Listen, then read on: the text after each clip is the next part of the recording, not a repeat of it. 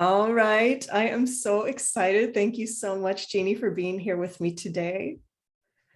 You're welcome. I'm happy to be here. So this is really unusual because I don't usually interview people in the middle of my program. I usually wait until after my program and when they want to say nice things and all that sort of thing. But you have a very unusual situation, and I think a lot of people could benefit from hearing about it. So just for context, so you are in my 12-week program and you're about halfway through. And you had you had the most unusual starts to my program ever. And it's kind of a miracle that you're even here. So I know how you know what happened, but I'm just going to describe what happened. And then I'm going to describe what your state was, or you describe what your state was. So just for those who are watching, when you started my program, because of legal issues and immigration issues and stuff like that, you needed to invest in the program via a wire transfer, an international wire transfer. And it's already a cluster trying to do these to the US right now because the US has made it very, very difficult. But then I added an extra layer of cluster to it by giving you a wrong digit when I texted the routing number to you. So you made the investment in yourself and the money went into the ether somewhere. And it did not arrive in my bank. It did not stay in your bank. It was somewhere in the ether. And for most people, they would go into a panic. And so I'm just wondering, what was your state of mind when your money went nowhere? Well, I can say it's the same as it was for most people, or it would be for most people. I was absolutely panicked, completely anxious, and I had like a million things racing through my mind. So I thought, I did something maybe wrong, and this is causing me a bit of stress, but maybe it was meant to be. Maybe this program was not what would be really useful to me, because I had like a really good sense since our first conversation, but I still was not at a point where I could really believe in myself. So I was second guessing myself constantly. And I could sense the anxiety in my body. I was stressed out. I was tensed. And I was saying, okay, you know what? Yet again, here's something that would have possibly improved the situation for me. But it's not going to be easy like everything else that's happened before. So I was sort of beating myself up for something that was not in my control, but also saying, this is exactly how I expect things to happen for me. So really, really negative and absolutely anxious about the whole thing. So you're beating yourself up. You're not even beating me up. You're beating yourself up like, oh, yep, there, I screwed it up again. And in addition to not knowing when this was going to get fixed, because it was like a holiday in your country and it was a weekend. And so it was going to take at least a few days. You had to go into your bank physically, which nobody likes to do. I mean, what a pain. And you're a very busy woman. You are a business professional who has a very important international job in finance. And so for you to have to deal with this, and this is like anyways, so here you are, this professional having to take time out of your day to do this. And I remember you called me. I was on a weekend trip with my boyfriend at the beach, and we talked, and I talked to my bank, and I knew it was going to be okay. I knew you were going to get your money back. But in the meantime, I was a little bit worried about your state. And I told my boyfriend, I said, if this woman actually joins my program, then she's the most courageous person I've ever met. And when I told you, when you actually came back, it was like 2 weeks later before you got the money. It was a long time. That's right. Yeah. It was a long time. You came back. And this is why this is also so unusual. It's not just that the wire transfer went haywire. I mean, these things happen, but it was the fact that you came back. Mm-hmm. That was the miracle. And so I know how difficult decision-making is. And I know that this is a difficult decision by nature, by definition, everybody who comes to me is filled with self-doubt. That's just who I target. Amazing women who are filled with self-doubt and anxiety. So I'm asking them to invest in themselves. And meanwhile, they're filled with self-doubt and anxiety and analysis paralysis, difficult making decisions. So I do this thing where I incentivize them, and you know this, you took advantage of this. I incentivize them with this ridiculously huge discount off of my regular investment. And if that doesn't do it, well, then I feel very bad for them, but I can't do anything. So you took advantage of it, you did it, and it didn't work out for you. But somehow, for some reason, 2 weeks later, when you had all these reasons not to do this, you did it anyways. So you and I haven't talked about this before. So I want to understand what went through your mind. How did you make the decision to do this anyways, when you had so many signs and reasons not to by this point? Yeah, it was hard because every other minute my opinion or my decision kept fluctuating. So I'd go for like 10 minutes, I'd be like, I have to do this because I need to make a change. And the next 10 minutes, I'd be like, I have every sign that this is probably not a good idea. So I went back and forth constantly for easily more than a week. And I did nothing other than go through back and forth. This was all that was happening. And then after a few days of this, I said, the fact that I haven't forgotten about it and it's still plaguing me means that maybe there is something to this. And I've had so many issues around feeling of self-inadequacy, feeling that I have not achieved what I could have achieved. I should have been in a more secure place in my life, both professionally and personally. And no matter what I do, I never feel like I've ever achieved that. And I just said, well, I mean, the fact that I'm thinking this much about it, and somewhere I'm thinking about it is because I believe that time for that switch is here and that I do need to do something to figure this out. And I said, well, I'm just going to do it and we'll see where it goes. I mean, I've made many decisions in my life, some of them really big decisions at times when people were like really shocked I was making these decisions. So I've been doing things that are outside my comfort zone, and I've done that in the past as well. So I said, this is just one more of them, and let's see what it brings me. And that was that. Well, what you did was like you said, you went outside your comfort zone and you made a decision. And when I used the word courage to describe you a few days ago, you said, well, it wasn't courage because I was terrified. I said, no, that's exactly why it's courage. Courage is only courage when it is outside your comfort zone. And the only way to do it is, like you said, you just make a decision.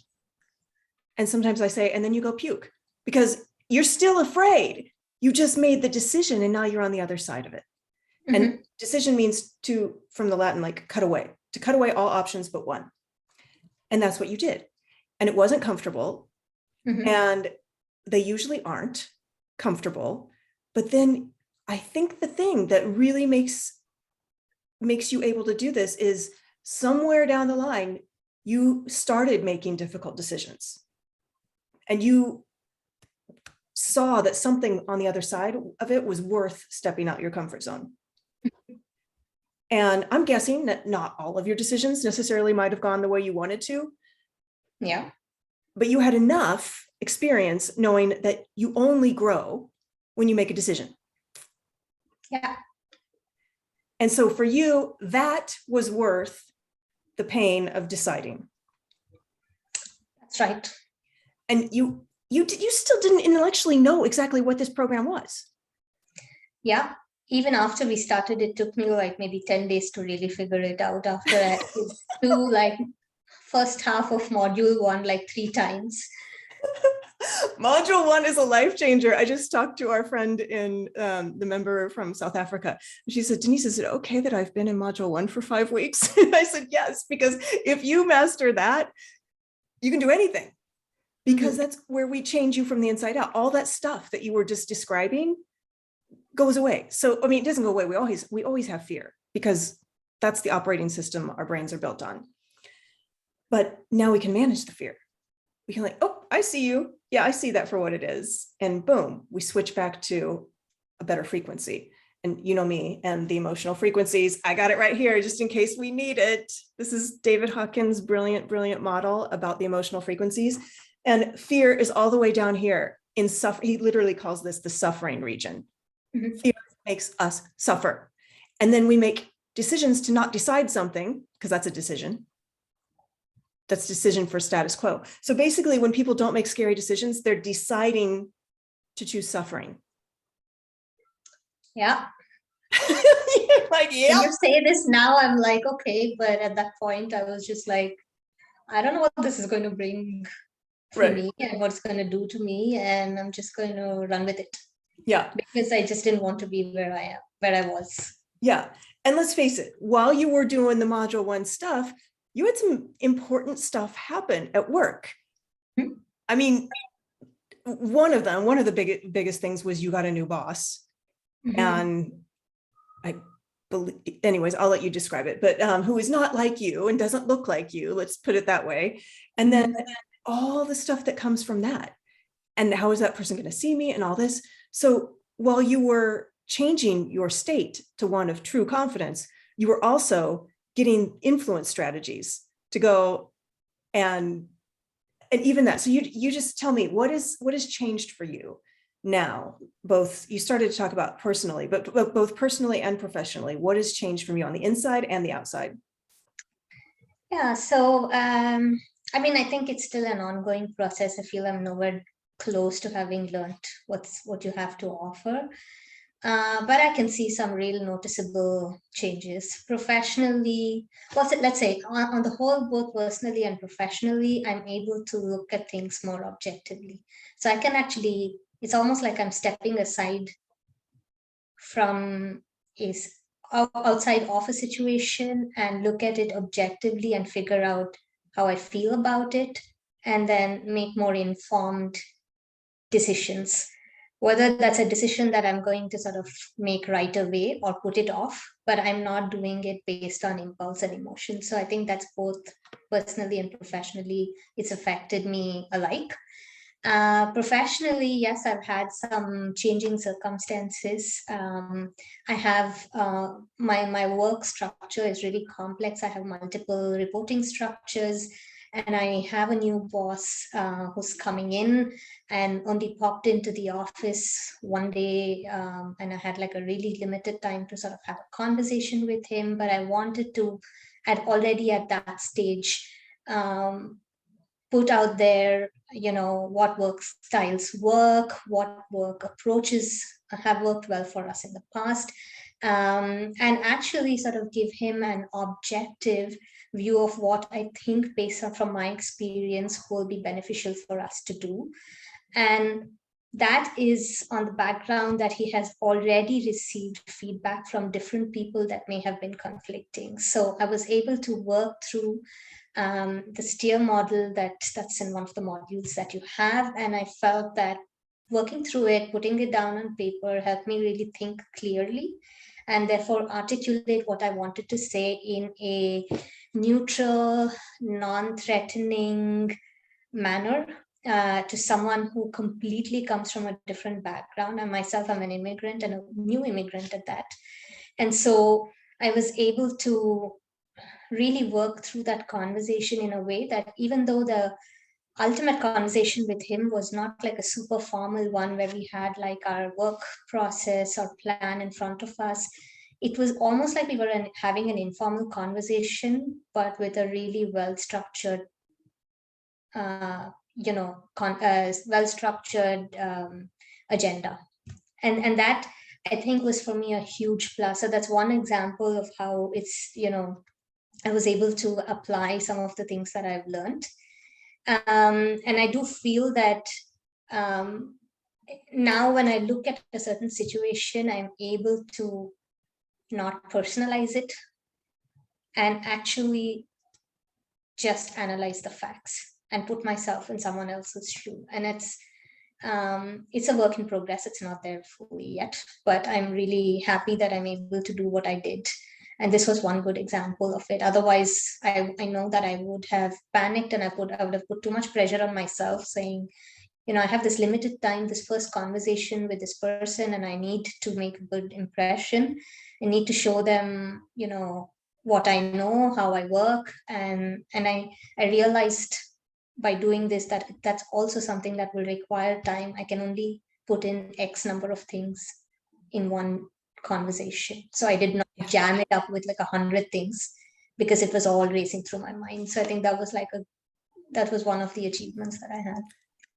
It's so huge. You got calm, you got clear, and in your first conversation with somebody, where even though he had had conflicting information from what you were going to give him, you got through. And this is one of my favorite things to do, is help women, especially immigrant women who don't, or African-American women who are not immigrants, but still affected by bias, break through the bias and get heard and get respected. And the earlier you do it, the better, because you can change your reputation. You can, but it's so much easier to do it from the beginning. And now, instead of being pigeonholed, you are now seen as a trusted advisor. Like, oh, wait, I wonder what Jeannie thinks. I got to go to her. I hope so. And it's huge. And you went from, so of course, this kind of situation is going to make anybody nervous. And I remember on the call when you were describing it, you were nervous, right? And I could hear it. And I'm like, oh, just go do the steer. Just go put your thoughts in the model and send it to me. And you didn't even hardly need my help. Just with the model, you were pretty clean in it. So again, it's something about you being able to be, maybe it's just because you'd had a little time with it, but being able to step back, be analytical, and tease things out. But you barely needed my help after that. You were able to go and have the conversation just from working the model, right? Yeah, that's right. Yeah. And it's a really unique situation because I was flying in the dark. I still don't know how this person might react to things in the future. I have no experience working with this person whatsoever. So I was going on a lot of assumptions and just my understanding of what was important at that point in time. But I would have had to do this anyway. And doing it this way makes me feel a bit more confident, because I think at least I said the right things. Yeah. And nothing that would have offended this person. So this has definitely given me huge comfort. So now you have reputation. Now you get to build relationships. So you'll go into the module on doing that, and you can have that interview, that more social interview with him to find out what he cares about. So the next time you can be even more targeted. But you've started in a place that's beautiful, that you need to, so you have that gravitas and that respect that you deserve. Yeah. Oh, okay. So what advice would you give to other people who, I want to go back to something. I want to go back to something you said about being a new immigrant. I was thinking about the people who have come back after taking a break, after saying, yes, I want to do your program. Now, yours was not an intentional break, right? So yours was an extreme break, but other people have asked, okay, Denise, I know I need to do this, but I still have this rule that I need to sleep on it. And I know that I'm never going to see that person again because of what the brain does. And they may not have the courage you have, and they may not have the muscle memory of making decisions in the past that were hard. But there have only been 3 out of more than 100 probably conversations I've had where somebody said they had to sleep on it or go talk to their husband or something like that. There have only been 3 who came back. You were one of them. And again, we can't even hardly count you, but you were so extreme. So you were one of them, the most special one that came back. And then the other 2, I realized, were also immigrants. Another woman from India and another woman from China.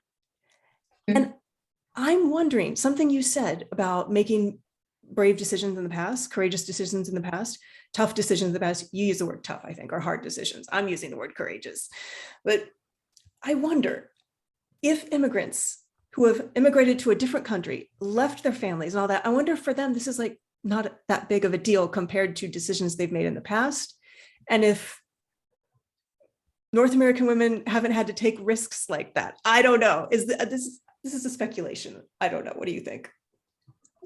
Well, I guess, yeah, I mean, it's true. I mean, there are different kinds of immigration, right? I mean, some people are definitely leaving behind very difficult circumstances. And if they had a choice, they probably would not move away and they'd be very happy being where they were. And in my case, and I think it's also in the case of probably different women from my circumstance, where you are in a comfortable position where you were. I was in a good job. I was doing well at my job. I knew everything around it. I didn't have to figure anything new. I was on a good roll, and um, I made this decision to move, not because I was coming here to study, or it's just a natural progression in life. I was leaving behind a very comfortable lifestyle, and I wanted to do this just to see what else there is to explore here, and just to, I mean, there were some other aspects that made me move, but the very immediate life situation for me was very comfortable. So when I made this decision to move, many people ask me, why would you move now when everything is going so well for you here? Like, I mean, why uproot yourself when you don't really need to? And so this was like an internal turmoil. I had to ask myself this question many times. I mean, I had to come here, I have to start from scratch. And in my own country, I mean, even though I have gender related issues I would have to deal with, but at least I know what I'm looking at, what I'm faced with. Whereas here I did not know what that would be like. And so that was already really, I mean, it was, like, as you say, it was a courageous decision. So, I do feel that when someone has already dealt with that, and you've already sort of made justifications to yourself, and you've had difficult, or let's say hard thoughts that you've had to sort of uh, you know respond to, then this feels like, okay, this is something that I can handle. I mean, it's still in my control. I think the question of like anxiety comes because there is an investment associated with it, of time, money, and everything. And I believe that people who are in this state are already anxious of whether they're feeling safe and secure. And going after this means you have to part with something to gain something. And that's, so, whether that's worth it or not is the question that you ask yourself. So, yeah, so I do feel that like people with like an immigration background have already had challenging discussions with themselves. And so therefore this makes it, well, I mean, it's only you that's sort of like benefiting from this, whatever the outcome of it will be, or losing from this. Whereas when you made the move from your country, you were giving up friends, family, familiarity of surroundings, of culture, all of it, to start off somewhere completely new. So, this is, by comparison, it's just something that either you gain or lose. So it's not that much harder. No, this is small compared to that, right? And I love how, when we started talking about this, I was thinking you made a decision to move away from pain, and maybe you did, but and the brain only cares about two things: moving away from pain or moving toward pleasure. And the first decision you made to move out of your country was an even harder decision, because you're moving away from no pain. Mm-hmm. You were just moving towards growth, Yeah. which for most of us is pleasure. But you didn't know for sure. But Yeah. So that takes way more courage than moving away from pain. Because if you're in a bad situation, it's like your hand's on a hot burner. Your brain's going to tell you, okay, get that off. But otherwise, your brain's going to be trying to pull you to the status quo. No, you got your family here. You've got your reputation here. You're making good money. You're living a good lifestyle. But you were growth mindset oriented. And for me, that's really exciting. I mean, I don't care if somebody's moving away from pain or toward growth, because you got to distance yourself from the pain in order to grow. But I think that's just one more thing that makes you special. And as a result, you have moved away from the pain as well. Yeah. Because now things that used to make you anxious, you're just like, oh, wait, I just have this model. I do this thing. I have genuine confidence and belief in myself. I just need a strategy. Just need to think this through. All right. I am so happy for you. Anything that I missed? Anything that you wanted to share that I might have missed? No, I think you asked me really, I mean, questions that I will again go back and reflect myself, I guess. But also to say that, I mean, we're constantly taking risks, all of us. So whatever direction we move in, there's something that we're risking. So if if it's a risk that might give you something that's good for you, that could be not just from a career perspective, but just from a self-assurance, mental health perspective, confidence perspective, something that could give you comfort, then it's worth taking it. Awesome. Well, I'm so glad. I'm so blessed that you said yes, and you get to be with me forever because it's a lifetime membership. So don't worry about speeding through the rest of it, but I know you're just going to rock it anyways. So thank you for being here and for sharing your wisdom. And maybe we'll have a chat at the end of the program and see what else has changed. But this has been really a gift. So I thank you. Thank you as well. I'm really happy that I chose to go this way.